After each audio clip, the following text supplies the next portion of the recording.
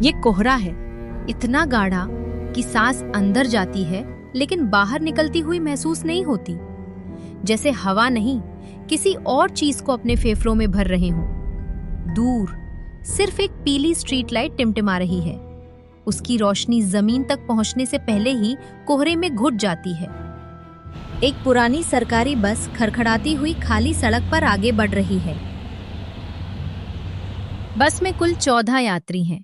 कोई सो रहा है, कोई खिड़की से बाहर कुछ देखने की कोशिश कर रहा है, लेकिन बाहर कुछ है ही नहीं। ड्राइवर धीमे से बड़बड़ाता है। आज कोहरा कुछ ज्यादा ही है। चिंता मत करो भाई, चिरैया मोड़ के बाद आबादी शुरू हो जाती है। बस आगे बढ़ती है। हेडलाइट्स कोहरे में रास्ता नहीं, बस अपनी बेबसी दिखा रही हैं। अचानक ड्राइवर की आंखें फैल जाती हैं। अरे पुल तो। एक जोरदार झटका। बस सीधा अधूरे पुल से नीचे सूखे नदी पाट में गिर जाती है। 1 सेकंड में लोहा मुड़ता है, हड्डियां टूटती हैं, चीखें हवा में अटक जाती हैं और फिर सिर्फ कोहरा।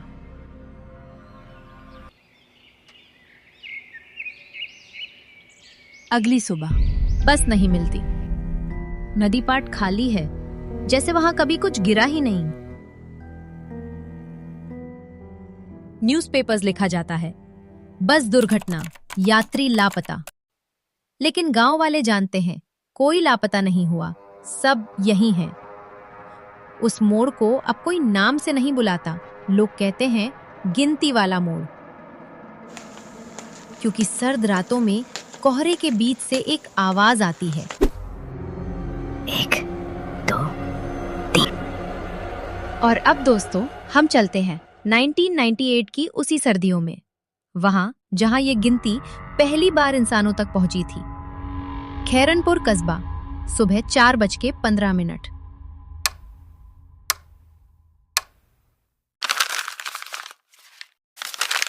इमरान अखबारों का बंडल बांध रहा है, नींद भरी आंखें, लेकिन कदम मजबूर।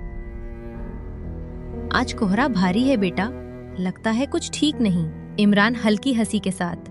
अम्मी, डर को अगर खबरों में जगह मिल जाए ना, तो लोग सच और साया दोनों में फर्क भूल जाते हैं। वो दरवाजा बंद करता है और धुंध उसकी परछाई को निगल लेती है। रास्ता सुनसान, न कुत्ता, न चिड़िया, न हवा की सामान्य आवाज, बस इमरान के जूते जमीन से टकराते हुए, हर कदम जैसे किसी अनदेखी चीज की गिनती कर रहा हो।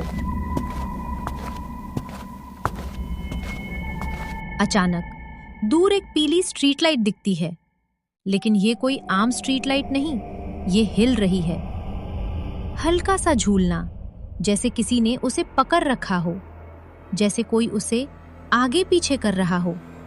इमरान रुक जाता है।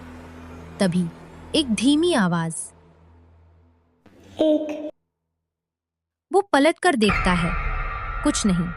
फिर 2। इस बार आवाज और करीब। कौन है?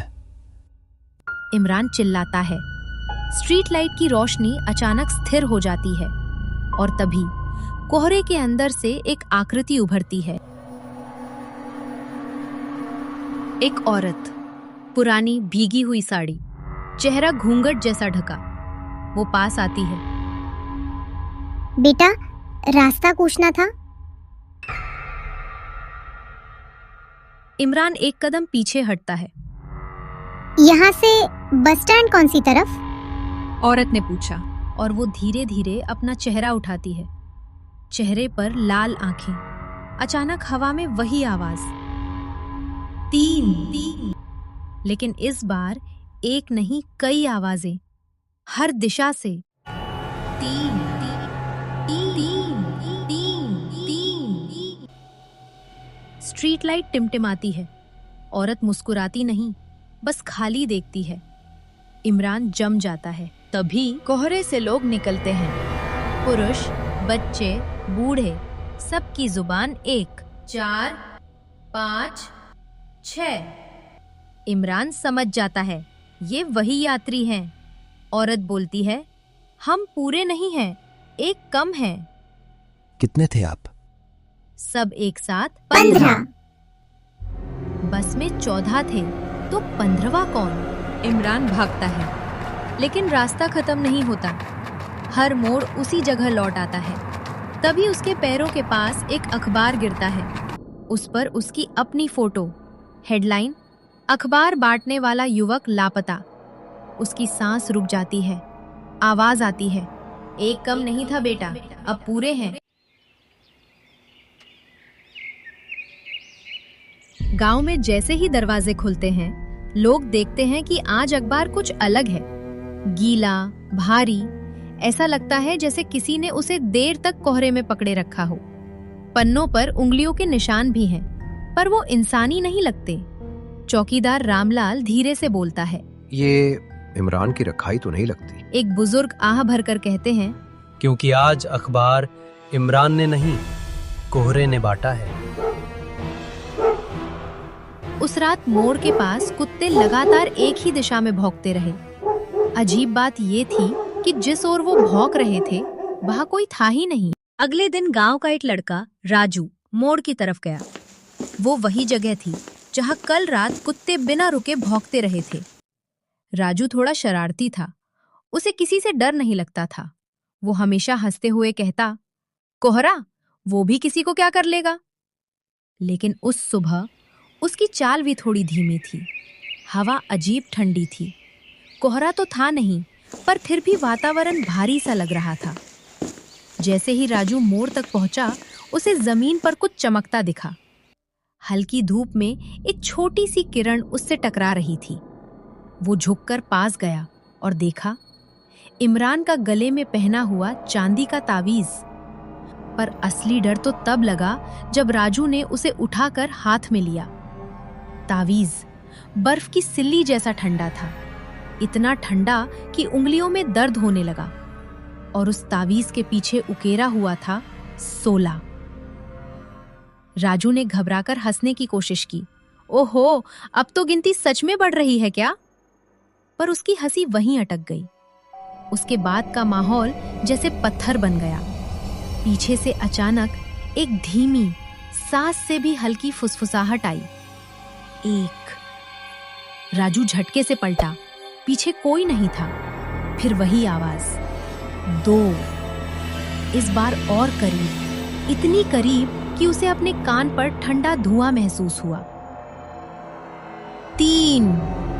राजू चीखा और भागने लगा, लेकिन जितना भागा उतना ही रास्ता उसे उसी मोड़ पर वापस ले आता था, जैसे पूरा जंगल घूमकर उसी को वहीं खड़ा कर देता हो। उसके बाद राजू ने कभी एक भी शब्द नहीं बोला।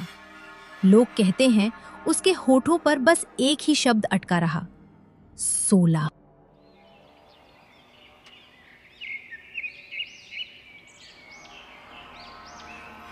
गांव की चौपाल में आज भीड़ पहले से ज्यादा थी। हर कोई फुसफुसा रहा था, डर छुपाने की कोशिश कर रहा था, पर सबके चेहरे पर वही सवाल, इमरान के साथ क्या हुआ? वो अचानक कैसे गायब हो गया? और राजू के साथ क्या हुआ? राजू सामने बैठे खाट पर चुप पड़ा था। उसकी आंखें खुली थीं, पर उन आंखों में कोई दुनिया नहीं थी, जैसे उसकी आत्मा अभी भी कहीं भाग रही हो। एक औरत धीरे से बोली, उसके होठों पर बस एक ही शब्द अटक रही है, 16।